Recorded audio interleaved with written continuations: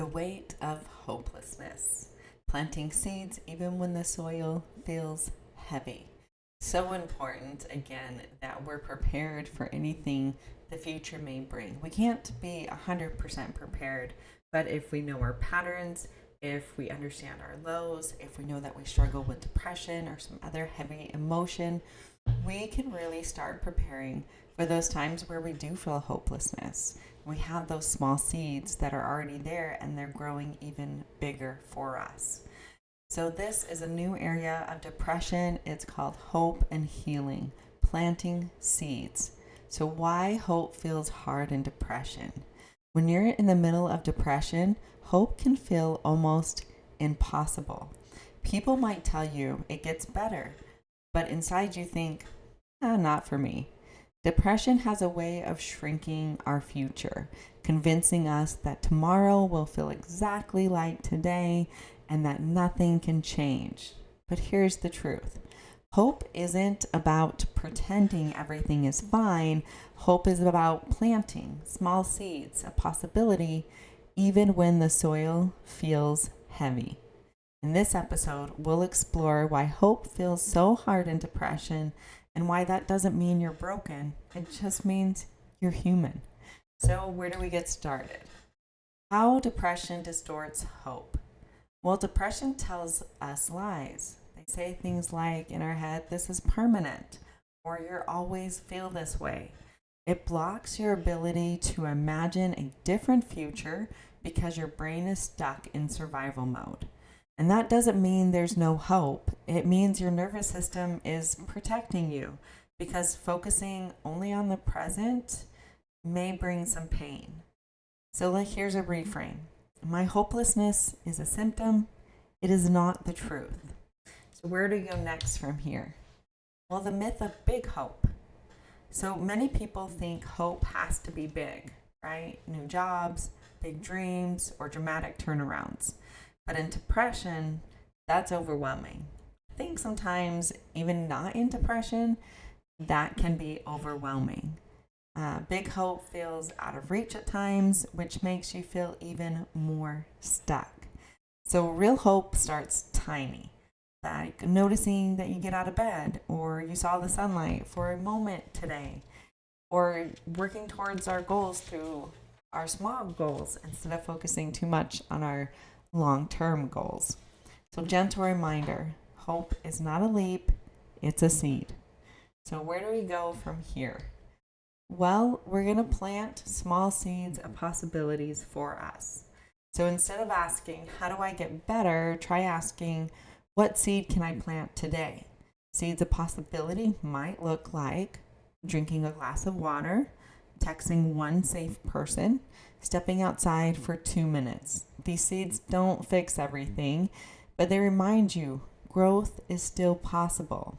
And once we can, get out of our lows or maybe move just a little bit after, our seeds will get a little bit bigger and they'll look a little bit different. But everything is micro changes and micro steps because that will add up to the big changes and the big steps.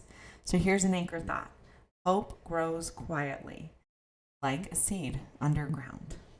So here we are at the end. So let's wrap up and recap.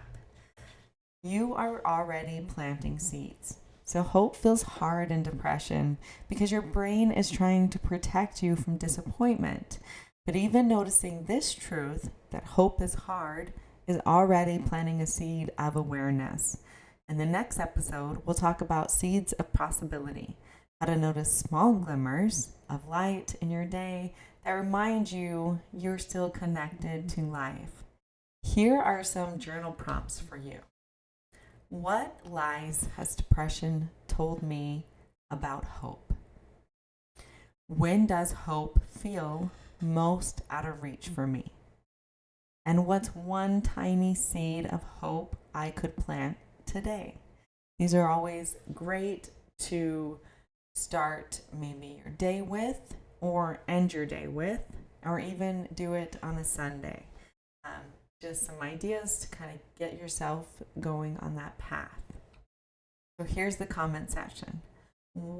Comment on anything on this video, anything about hope with healing, planting seeds, or why hope for you feels so hard wherever you are at in your life. And if you're having a hard time commenting, here's a question for you. What small seed have you planted? And remember, even the smallest seed matters. So if this video resonated with you today, take a breath before you go.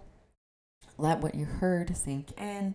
You are not alone on this journey, and you definitely don't have to do it all at once. If you're feeling like it, give this video a like so other people can find it. Subscribe for new content every day of every week. And remember here, tiny steps, real talk, and honest healing. If you made it this far, get to hear about the journals and the children's books I have created.